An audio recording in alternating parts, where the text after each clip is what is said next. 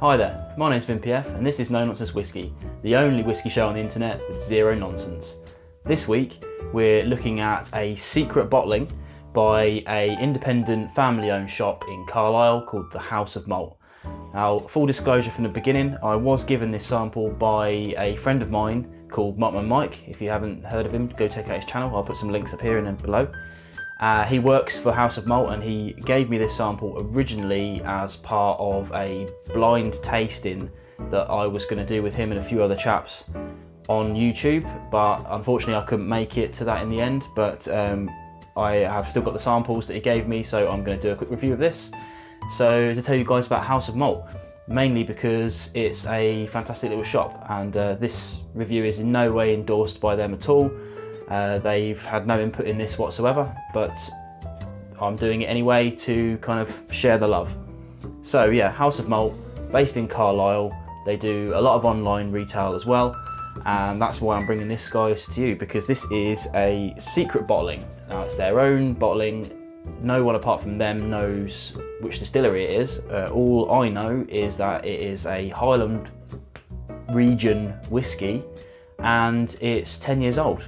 I also know it's bottled at 43%. And I also know it's £35 from them and them alone. So let's move on to the dram itself and see what we've got for it. Now they've also got two other whiskies in their series, and that's the Speyside 15-year-old and an Islay 10-year-old of varying prices. You'll have to go on their website and have a look. I also know they think they ship to UK and Europe, so sorry to my friends across the pond, but I don't think you'll get to try this. But it is from, I guess, a well-known distillery. I don't know for sure. I would assume it's from one of the larger distilleries, because the littler ones will be pretty low on stock now, I should imagine. When I tried this before, I did think it might have been Old Pulteney, but I've since changed my mind. I don't think it is. I've gone back to the Old Pulteney 12 year and it doesn't smell or taste the same at all. So let's go into it and see what we get. So the main reason I went away from Old Pulteney is because I think there's some sherry influence on this, for sure. There's some honey smells, sugars, touch of citrus maybe. Yeah, I think so. So, I mean, for me, Old Pulteney always reminds me of standing by the sea. You know, you get that kind of salty sea air vibe from it. So unless this is a funky cask, which kind of defeats the object in my opinion, but I don't think it is Old Pulteney. But from there, I don't know. I mean, what could it be? It could be quite a lot of them, really, but I imagine one of the bigger ones. But I think that's half the fun, you know. If you can get it, it's worth getting these things so that you can have a bit of fun and try and guess the distillery, I guess.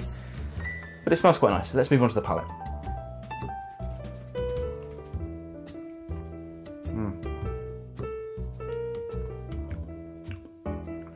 It's surprisingly viscous, which is a good thing. You know, it's okay, yeah, so you're getting more of that honey, just a touch, a little bit more of that citrus on the finish.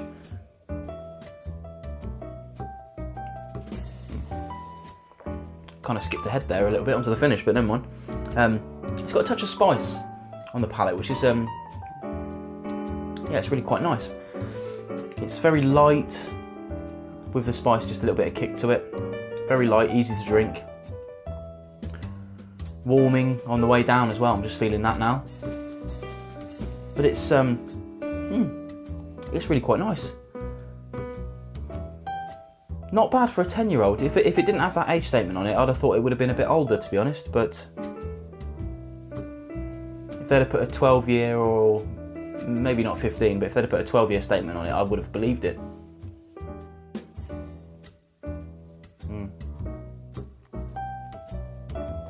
I'm pretty sure I'm getting some sherry influence in that. It's not heavy, but it's definitely in there in my palate. I could be wrong. Now this is the funny thing, I'm no good at blind tasting. My wife will sometimes pour me a dram from my own collection and I'll have trouble pinning it down sometimes. But that's what happens when you get so many bottles, as I'm sure a lot of you will understand.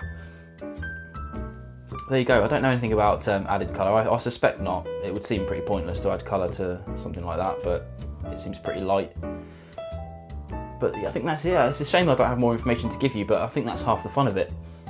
I'll leave a link to the House of Malt below. As I said, they don't endorse this video at all, but it's more, you know, I went to visit the shop a couple of weekends ago, so it's a lovely little place. They do a lot of business online as well, and they're actually surprisingly reasonable on price, considering they're an online retailer and it's the only thing they make their money on.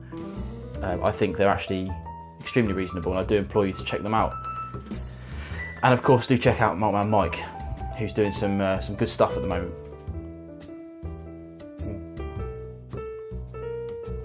There you go, it's just a really quick one.